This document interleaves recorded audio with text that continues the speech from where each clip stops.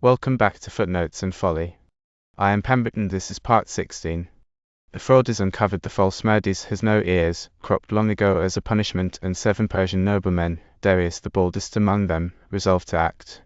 In this part they cut their way into the palace and kill the Magi, and then Herodotus gives us one of the most astonishing scenes in all ancient writing. 3 of the 7 stand up and gravely debate whether Persia should become a democracy, an oligarchy, or a monarchy, and you may decide for yourself whether real Persians ever said such things. Monarchy wins and the crown is settled by a trick with a horse. Then Darius, king, sits down to organize the earth. Let us continue. While these men were taking counsel together, the following happened by coincidence. The Magians, after consulting together, had resolved to join Prexastes to themselves as a friend, both because he had suffered a grievous wrong from Cambyses, who had killed his son by shooting him, and because he alone knew for certain of the death of Smerdis, son of Cyrus, since he had killed him with his own hands. Also, Prexastes was in very great repute among the Persians. For these reasons they summoned him and tried to win him as a friend, binding him by pledge and oaths that he would certainly keep to himself and reveal to no one the deception they had practiced upon the Persians. In return, they promised to give him innumerable things. After Prexastes had promised to do this, the Magians, having persuaded him so far, proposed a second thing to him. They said that they would call together all the Persians to come up to the wall of the palace, and they ordered him to go up on a tower and address them, saying that they were living under the rule of Smerdis, son of Cyrus, and no other. They commanded this because they supposed that he had the greatest credit among the Persians, and because he had often declared the opinion that Smerdis, son of Cyrus, was still alive, and had denied that he had killed him. When Prexastes said that he was ready to do this also, the Magians called the Persians together, caused him to go up on a tower, and ordered him to address them. Then he chose to forget the things they had asked him to say. Beginning with Achaemenes, he traced the descent of Cyrus on his father's side, and then, when he came down to Cyrus, he finally related what great benefits Cyrus had conferred on the Persians. After going through this account, he proceeded to declare the truth. He said that before this he had kept it secret because it was not safe for him to tell what had been done, but that at the present time he was compelled to make it known. He went on to say that he himself had slain Smerdis, son of Cyrus, compelled by Cambyses, and that it was the Magians who were now ruling. Then he called down many evils upon the Persians, if they did not win back the power and take vengeance on the Magians. After this he let himself fall head first from the tower. Thus Prexastes ended his life, having been throughout his time a man of repute. The 7 Persians had resolved at once to lay hands on the Magians and not delay. They prayed to the gods and went, knowing nothing of what had been done concerning Prexastes. As they were going and were midway on their route, they heard what had happened about Prexastes. At this they withdrew out of the way and again considered among themselves. Otanes and those of his party strongly urged that they should delay and not set to work when matters were so disturbed, while Darius and those of his party urged that they should go at once and do what had been resolved without delay. While they were contending, 7 pairs of hawks appeared, pursuing 2 pairs of vultures, plucking out their feathers and tearing them. Seeing this, all 7 approved the opinion of Darius, and then they went to the king's palace, encouraged by the sight of the birds. When they appeared at the gates, it happened almost as Darius had supposed. The guards, having respect for men who were chief among the Persians, and not suspecting that anything of the kind proposed would be done by them, allowed them to pass in under divine guidance, and no one asked them any question. After they had passed into the court, they met the eunuchs who carried messages into the king. These men asked them for what purpose they had come, and at the same time threatened the gatekeepers with punishment for having let them pass in, and tried to stop the 7 when they attempted to go forward. Then the 7 gave the word to one another, drew their daggers, and stabbed on the spot the men who tried to stop them. They themselves ran on toward the chamber of the men. The Magians both happened to be there inside, consulting about what had been done by Prexastes. When they saw that the eunuchs had been attacked and were crying aloud, they both ran back, and perceiving what was being done, they turned to self-defense. One of them got down his bow and arrows before he was attacked, while the other took up his spear. Then they engaged in combat with one another. The one who had taken up his bow and arrows found them useless, since his enemies were close at hand and pressing hard upon him. The other defended himself with his spear, and first struck Aspathanes in the thigh and then Antaphrons in the eye. Antaphrons lost his eye because of the wound, but he did not lose his life. These were wounded by one of the Magians. The other Magian, when his bow and arrows proved useless to him, fled into a bedchamber that opened into the chamber of the men, intending to close the door. 2 of the 7, Darius and Gobryas, rushed in with him. When Gobryas was locked in combat with the Magian, Darius stood by at a loss what to do, because it was dark, and he was afraid he might strike Gobryas. Seeing him stand idle, Gobryas asked why he did not use his hands. Darius answered that he was afraid he might strike him, and Gobryas replied, "Thrust with your sword, even if it stabs through us both." Darius was persuaded, thrust with his dagger, and happened to hit the Magian. After they had slain the Magians and cut off their heads, They left behind those of their own number who had been wounded, both because they were unable to go and so that they could take charge of the fortress. The other 5 took the heads of the Magians and ran out with shouting and clashing of arms, calling on the other Persians to join them. They told them what had been done and showed the heads, and at the same time they began killing every Magian who crossed their path. When the Persians heard what had been accomplished by the 7 and learned of the deception of the Magians, they thought it right to do the same themselves. Drawing their daggers, they killed the Magians wherever they found one. If night had not come on and stopped them, they would not have left a single Magian alive. This day the Persians celebrate in common more than all other days, and on it they keep a great festival, which the Persians call the festival of the slaughter of the Magians. On that day no Magian is permitted to appear abroad, but the Magians keep themselves inside their houses throughout the day. When the tumult had subsided and more than 5 days had passed, those who had risen against the Magians began to take counsel about the general state. Speeches were spoken then which some of the Hellenes do not believe were really uttered, but spoken they nevertheless were. Atenes urged that they should resign the government into the hands of the whole body of the Persians, and his words were as follows. To me it seems best that no single one of us should henceforth be ruler, for that is neither pleasant nor profitable. You saw the insolent temper of Cambyses and how far it went, and you have also had experience of the insolence of the Magian. How can the rule of one alone be a well-ordered thing, when the monarch may do whatever he desires without rendering any account of his acts? Even the best of all men, if placed in this condition, would be caused by it to change from his accustomed disposition. Insolence is bred in him by the good things he possesses, and envy is implanted in man from the beginning. Having these 2 things, he is all vice. He does many deeds of reckless wrong, partly moved by insolence that comes from satiety, and partly by envy. And yet a despot, at least, ought to have been free from envy, since he has every kind of good thing. But in his dealings with his subjects he is naturally of exactly the opposite temper. He grudges that the nobles should survive and live, but delights in the basest of the citizens, and he is more ready than any other man to receive slanders. Then of all things he is the most inconsistent. If you express moderate admiration for him, he is offended that no very great court is paid to him, but if you pay court to him extravagantly, he is offended with you for being a flatterer. And the most important matter of all is what I am about to say. He disturbs the customs handed down from our fathers, he is a ravisher of women, and he puts men to death without trial. On the other hand, the rule of many has first attached to it the fairest of all names, equality. Next, the multitude does none of the things that the monarch does. Offices of state are exercised by lot, the magistrates are compelled to render account of their actions, and finally all matters for deliberation are referred to the public assembly. Therefore I give as my opinion that we let monarchy go and increase the power of the multitude, for in the many everything is contained. As for what Atenes said in opposition to tyranny, let it be counted as said for me also. But in what he said urging that we should hand over the power to the multitude, he has missed the best counsel. Nothing is more senseless or insolent than a worthless crowd. For men fleeing from the insolence of a despot to fall into that of unrestrained popular power is by no means to be endured. The despot, if he does anything, does it knowing what he does, but the people cannot even know. How can that know which has neither been taught anything noble by others nor perceived anything of itself, but pushes matters forward with violent impulse and without understanding, like a torrent stream? Let those who are enemies of the Persians adopt rule of the people. But let us choose a company of the best men, and attach the chief power to them. We ourselves shall be among their number, and it is likely that the resolutions taken by the best men will be the best.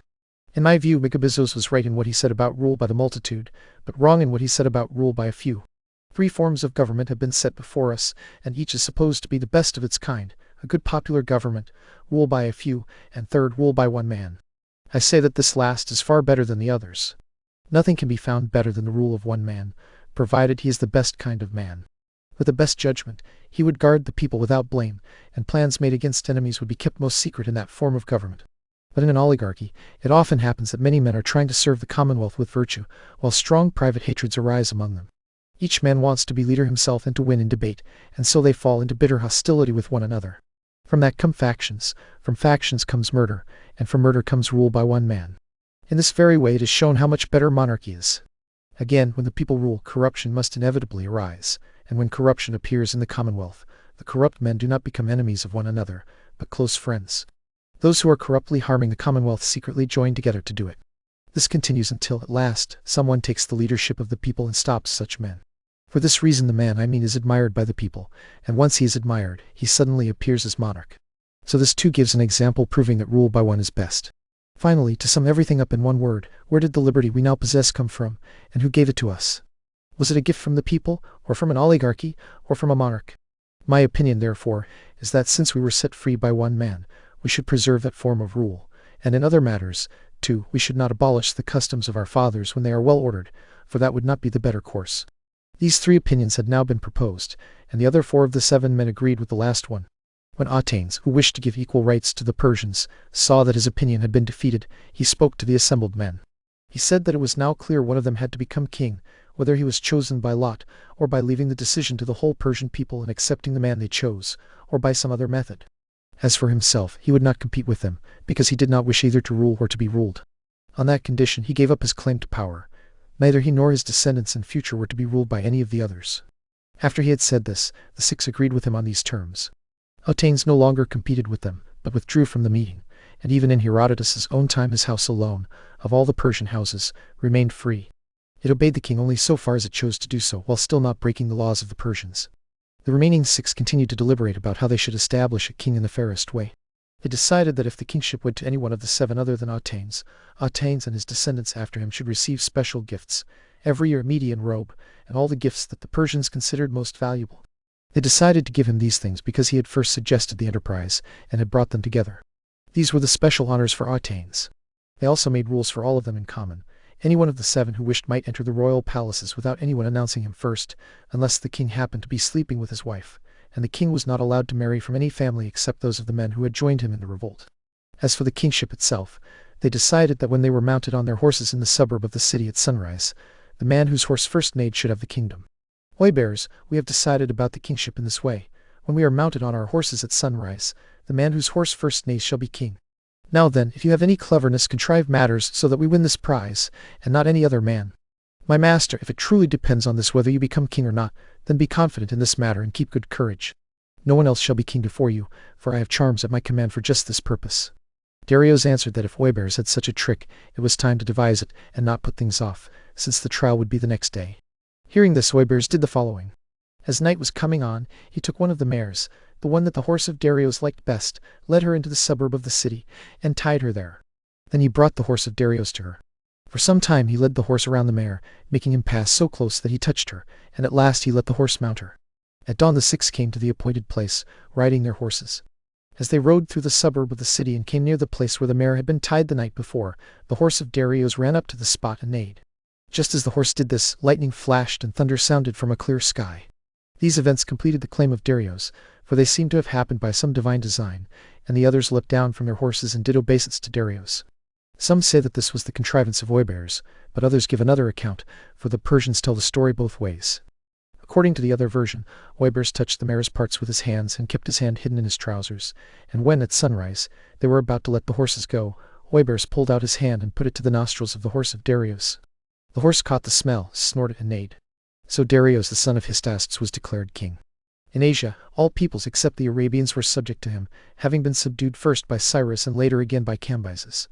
The Arabians, however, had never obeyed the Persians as subjects, but had become guests, friends when they allowed Cambyses to pass through their land on the way to Egypt, for without the consent of the Arabians the Persians would not have been able to invade Egypt. Darius also made the noblest marriages possible in Persian opinion. He married 2 daughters of Cyrus, Atassa and Artistone. Atassa had previously been the wife of Cambyses her brother, and afterward of the Magi, while Artistone was a virgin. Besides these, Darius married Parmes, the daughter of Smerdes the son of Cyrus. He also took as wife the daughter of Atenes, the man who had discovered the Magi. Everything became filled with his power. First he had a stone carving made and set it up. And it was the figure of a man on horseback, and on it he wrote an inscription stating that Darius son of Herodotus, by the excellence of his horse, whose name he included, and of his horse-keeper Waybearers, had obtained the kingdom of the Persians. After doing this in Persia, Darius established 20 provinces, which the Persians themselves call satrapies. Once he had established the provinces and appointed rulers over them, he assigned the tribute that was to come to him from each, arranging it by peoples. In some cases he joined neighboring peoples to the main peoples, in others he passed beyond the immediate neighbors and assigned more distant peoples to various groups. He divided the provinces and their yearly tribute as follows. Those who paid in silver were ordered to pay by the Babylonian talent, while those who paid in gold paid by the Euboic talent. The Babylonian talent is equal to 78 Euboic pounds. In the reigns of Cyrus and Cambyses nothing had been fixed about tribute, but the peoples used to bring gifts. Because Darius appointed tribute and did other things of this kind, the Persians say that Darius was a shopkeeper, Cambyses a master, and Cyrus a father. Darius because he managed all his affairs like a shopkeeper, Cambyses because he was harsh and cared little for anyone, and Cyrus because he was gentle and devised all good things for them. From the Ionians and the Magnesians who live in Asia, and from the Aeolians, Carians, Lycians, Millians, and Pamphylians, one single sum was appointed as tribute for all, and 400 talents of silver came in. This was the first division. From the Magians, Lydians, Laconians, Cabalians, and Hytinians came 500 talents. This was the second division. From the Hellespontians who live on the right as one sails in, and from the Phrygians, the Thracians who live in Asia, the Paphlagonians, the Mariandanoi, and the Syrians, the tribute was 360 talents. This was the third division. From the Cilicians, besides 360 white horses, one for every day of the year, there also came 500 talents of silver. Of these, 140 talents were spent on the horsemen who served as a guard for the Cilician land, and the remaining 360 came each year to Darius. This was the fourth division. From the division beginning with the city of Poseidon, founded by Amphilochus the son of Amphiaraus on the borders of the Cilicians and the Syrians, and extending as far as Egypt, not including the territory of the Arabians, which was exempt from payment, the amount was 350 talents. In this division were all of Phoenicia, the part of Syria called Palestine, and Cyprus. This was the fifth division. From Egypt and the Libyans bordering Egypt, and from Cairo and Barca, which were arranged as part of the Egyptian division, there came 700 talents, not counting the money produced by the lake of Moeris, that is, from its fish, and not counting the corn contributed in addition by measure. Apart from these, 700 talents came in. As for the corn, they contribute by measure 120,000 bushels for the use of the Persians stationed in the White Fortress at Memphis, and for their foreign mercenaries. This was the sixth division. The Satygidae, Gendarians, Daticans, and Aperatai joined together, brought in 170 talents. This was the seventh division. From Susa and the rest of the land of the Kishans came 300 talents. This was the eighth division. From Babylon and the rest of Assyria there came to him 1,000 talents of silver and 500 boys to be made eunuchs. This was the ninth division. From Agbatana and the rest of Media, and from the Paracanians and Orthocorabantians, came 450 talents. This was the 10th division. The Caspians, Posicans, Pantamathoi, and Duratai contributed together and brought in 200 talents. This was the 11th division. From the Bactrians as far as the Agloi, the tribute was 360 talents. This was the 12th division. From Paktiak, the Armenians, and the people bordering them as far as the Euxine came 400 talents. This was the 13th division. From the Sagartians, Serangians, Thamanaeans, Eushans, Mycans, and those who live in the islands of the Erythraean Sea, where the king settles, those called the Removed, altogether there was produced a tribute of 600 talents. This was the 14th division. The Sacans and the Caspians brought in 250 talents. This was the 15th division.